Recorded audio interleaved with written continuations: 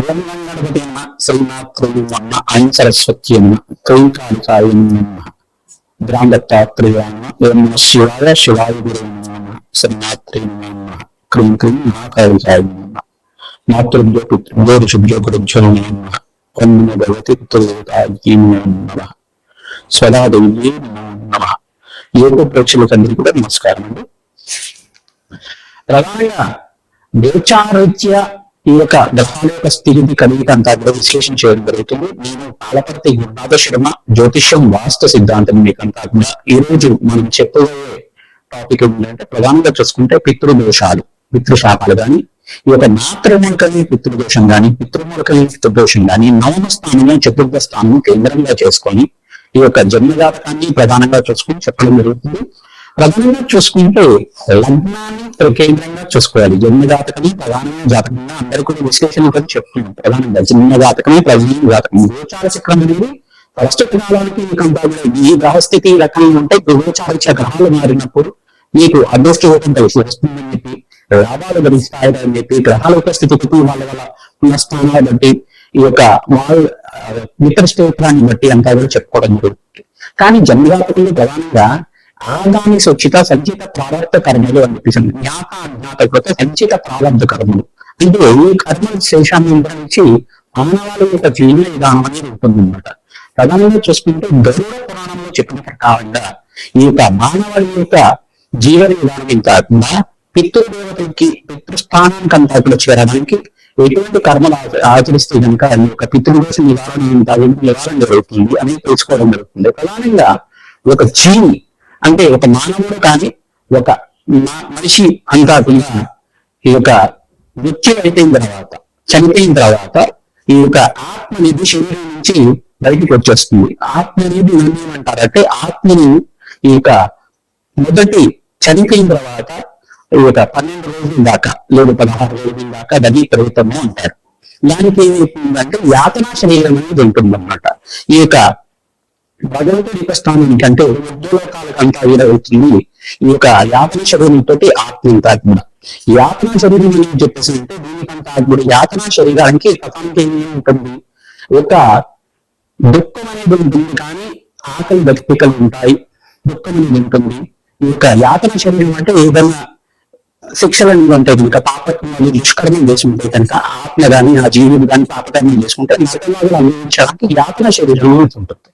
లేదు పుణ్యాత్ముడు పుణ్యకర్మలు చేసుకున్నాడు, దేవతా స్నేహం చేసుకున్నాడు, యజ్ఞాతికృతం చేశాడు, ఈ యొక్క ఆత్మ అంతా కూడా పరిశుద్ధంగా ఈ యొక్క పరిపూర్ణంగా అంతా కూడా ఉంది.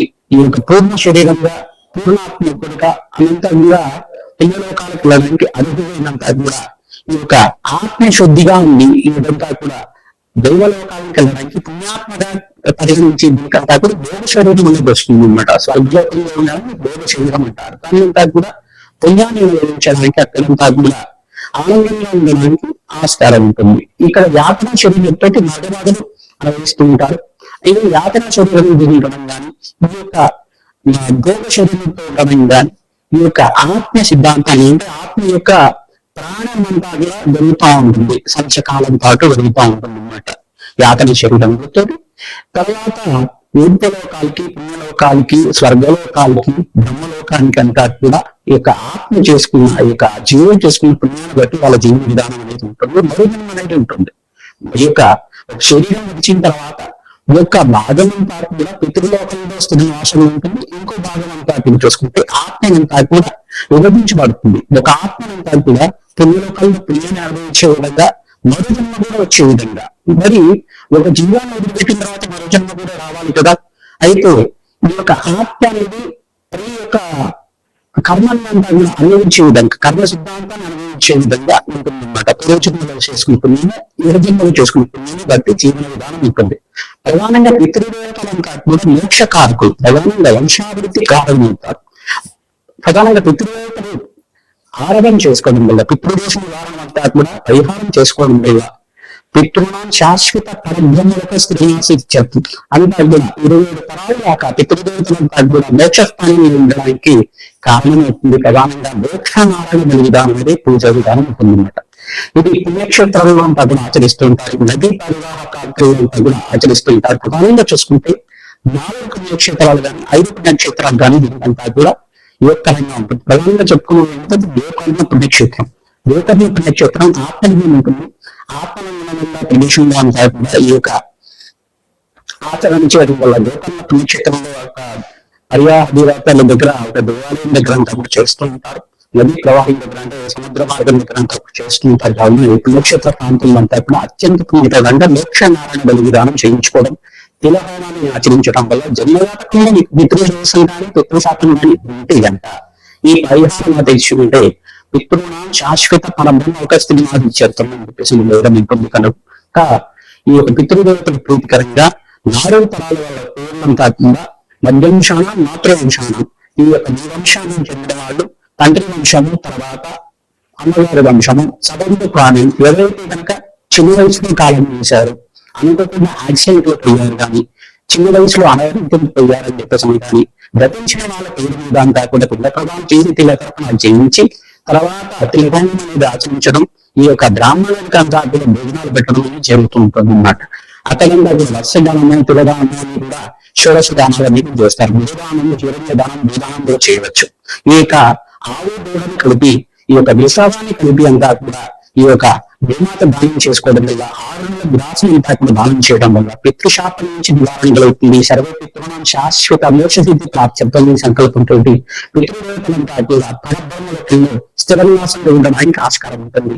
ఈ యొక్క ఆత్మ శుద్ధి కలగడానికి ఆ జీవుడికి అంతా కూడా సంపూర్ణమైన పూర్ణ శరీరం లభించడానికి సమయం పడుతుంది. వాళ్ళు చేసుకునే పుణ్యాన్ని బట్టి మరో జన్మ అనేది ఆధారంగా ఉంటుంది. మరియు మీరు చేసుకునే వాళ్ళకి సంతానంగా ఉండేవాళ్ళు ఆ యొక్క ఆత్మకి పుణ్యలోకాలు గతించాలి, పుణ్యలోకాల్లో తగిన సిద్ధించాలి, మోక్ష ప్రాప్తి కలగాలంటే కనుక మీరు మీ పితృదేవత ప్రీతికరంగా దాన హోమాది కార్యక్రమాలు ఆచరించాలి, అన్నదానం చేయాలి. తద్వారా పితృశాపం నుంచి బయటపడడానికి ఆస్కారం ఉంటుంది. జన్మజాతకుల వశాత్తు ప్రధానంగా ఏం చెప్తారంటే చతుర్థ స్థానంలో 9వ స్థానం దాంట్లో తేలికగా చెప్పడం జరుగుతుంది. లగ్న చక్ర శాతం.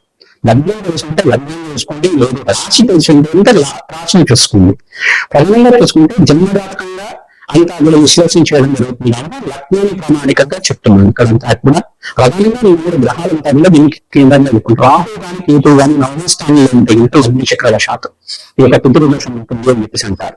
మరియు సూర్య భగవానుడు రాహుతో కలిసి ఉన్న ఏ లగ్నం ఉన్నా కానీ మరియు శివుని యొక్క వీక్షణ అంతా కూడా 9వ స్థానంలో ఉన్న సూర్య భగవానుడితో ఉన్న, చతుర్థ స్థానంలో ఉన్న సూర్య భగవానుడు ఉన్న పరస్పర వీక్షణ అంతా ఉన్నా కానీ ఈ యొక్క పితృదోషం వర్తిస్తుంది. పరస్పరంగా పుత్రులకి మరియు తండ్రికి అంతా కూడా విభేదాలు అనేది ఉంటాయి. ఈ యొక్క మనస్పర్ధలు అనేది ఉండడం కానీ, ఏకాగ్రహం రాయడానికి సమయం ఉండడం కానీ, అన్నతమ్ముల యొక్క సఖ్యత లేకపోవడం కానీ ఇవన్నీ కూడా పితృదోషం కారణమవుతుంది. సంతానం అనేది ఆలస్యంగా జరుగుతుంటుంది.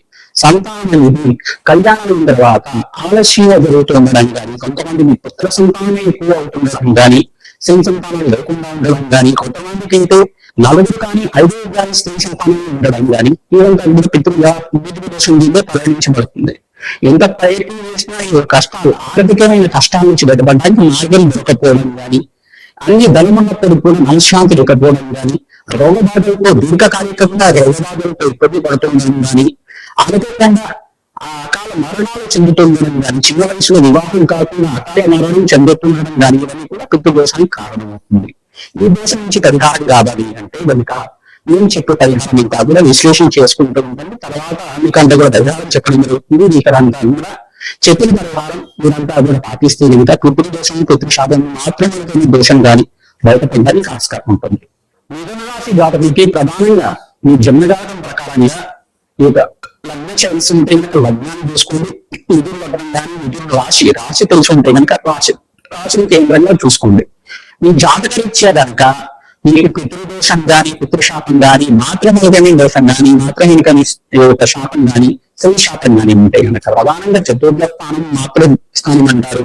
మరియు ఇక్కడ 9వ స్థానంలో కనుక రాహులు కానీ కేతువు కానీ ఉన్నా, శని రాహులు కలిగి ఉన్నా, మరియు ఇక్కడ చూసుకుంటే సూర్య రాహులు కలిగి కానీ సూర్య కేతువులు కలిగి కానీ ఉన్నా కానీ ఇది పితృశాపం అంటారు. ప్రధానంగా ఈ దోషం నుంచి బయటపడడానికి ప్రధానంగా మధ్వంశానం మాతృవంశానం పితృవంశానం మాతృవంశం తెలిసిన వాళ్ళు 4 తరాలు దాకా ఇదంతా కూడా ఎవరైతే గతించి ఉన్న వాళ్ళు పితృదేవతల ప్రీతికరంగా మోక్ష నారాయణ విధానం చేయించుకోవడం అత్యంత శుభద్రవంగా ఉంటుంది.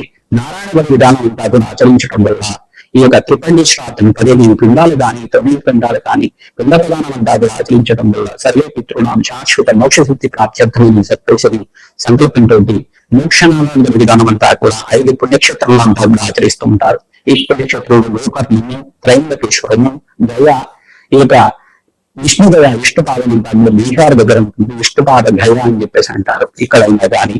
మరియు ఇక్కడ త్రైంబకేశ్వరం దగ్గర కూడా చేస్తూ ఉంటారు. త్రైంబకేశ్వరం అలంపూరి దేవాలయం దగ్గర త్రైంబకేశ్వరంలో ఈ యొక్క మహావిష్ణు విగ్రహం ఉంటుంది. ఈ యొక్క శ్మశాన నారాయణ స్వామి అని చెప్పేసి అంటారు. ఆ మహావిష్ణు విగ్రహం దగ్గర కూడా బుద్ధపత్రం అంతా కూడా ప్రసాదపత్తితో చేసిన బుద్ధపత్రం అంతా కూడా నివేదన చేస్తూ ఉంటారు. పిండ ప్రవాహాన్ని ఆచరించడం, పిల్ల ప్రవాహాన్ని ఆచరించడం, మరియు కాళేశ్వరం ప్రేక్ష క్షేత్రంలో కూడా ఈ యొక్క గయాశ్రాద్ధం ఫలితం అంతా కూడా చేసుకోవడం వల్ల కాళేశ్వరం ప్రేక్ష క్షేత్రంలో నదీ తీరం దగ్గర కూడా పిండ ప్రవాహాన్ని ఆచరిస్తూ ఉంటారు. తద్వారా ఈ యొక్క పితృదోష నివారణ అంతా కూడా ఆచరించడం వల్ల అత్యంత శుభప్రదంగా మోక్ష ప్రాప్తి కలగడానికి, పితృదేవతలకంతా కూడా స్వర్గలోక ప్రాప్తి కలగడానికి ఆస్కారం ఉంటుంది. పితృదేవతలంతా కూడా ఆనందంగా పుణ్యలోకాల్లో ఉంటాయి కనుక మనకు కూడా ఆనందంగా కలుగుతుంది, వంశాభివృద్ధి కలుగుతుంది, వేదరాజ్యాన్ని రాజయోగాలు చూపించడానికి ఆస్కారం ఉంటుంది. స్వయంపాక ధనంతటి అమావాస్య రోజున పితృతిథిని ఆచరించడం, పితృతిథి రోజునంతా పుణ్యప్రదాలు, పితృతప్పాలు, పితృహోమం అంతా ఆచరించుకోవడం వల్ల అష్టేశ్వర ప్రాప్తి కలగడానికి ఆస్కారం ఉంటుంది. గయాశ్రాద్ధంలో కానీ త్రయంబకేశ్వరం దగ్గరైనా కానీ ప్రధానంగా బద్రీనాథపాలెం దగ్గరైనా కానీ పితృదోష నివారణ కార్యక్రమాలంతా కూడా ఆచరించడం, బద్రీనాథ్ దగ్గర కూడా ఈ యొక్క పితృదోష నివారణ కార్యక్రమాలంతా కూడా ఆచరించడం వల్ల కోటి యజ్ఞాల ఫలితం కలుగుతుంది. పిఠాపురం దగ్గర అయితే గనక కుక్కుటేశ్వర క్షేత్రం దగ్గర ఈ యొక్క పాదలయాన్ని ఉంటుంది. ప్రాణం దగ్గర అంతా కూడా ఈ యొక్క త్రిపల్లి శ్రాద్ధాన్ని ఆచరించడం వల్ల 64 పిండాలు కానీ 128 పిండాలు కానీ పిండ ప్రదానం చేయించడం వల్ల పితృదేవతల ఆశీర్వాదం అంతా కూడా లభిస్తుంది. తిలహోమాన్ని చేయించుకోవడం వల్ల సకల గ్రహదోష నివారణ కలుగుతుంది, వంశాభివృద్ధి కలుగుతుంది, అష్టేశ్వర ప్రాప్తి కలుగుతుంది. గోదానం చేసుకోవాలి. ఆరో దేనది 6 నెలల గ్రాసం కానీ సంవత్సరం గ్రాసం కానీ మీకు శక్తి కొలది ఈ యొక్క హిరణ్య దానం చేసుకోవడం, గోదానం చేసుకోవడం, గోదానం చేసుకోవడం వల్ల అష్టేశ్వర ప్రాప్తి కలుగుతుంది, మోక్ష ప్రాప్తి కలుగుతుంది. పితృదేవతల ఆశీర్వాదం వల్ల సత్సంతాన యోగం కలుగుతుంది, శీఘ్ర సంతాన యోగం సిద్ధిస్తుంది. పితృశాపం నుంచి బయటపడితే కనుక అష్టేశ్వర యోగం, అష్టలక్ష్మి స్థిర నివాసంగా ఉంటుంది. భోగభాగ్యాన్ని చూపించుతుంది, రాజయోగాలు కల్పించడానికి ఆస్కారం ఉంటుంది. జన్మజాతకాన్ని అంతా కూడా విశ్లేషణ చేసుకుని పరిహారాన్ని అనుసరించండి. శ్రీమాత్రేమ.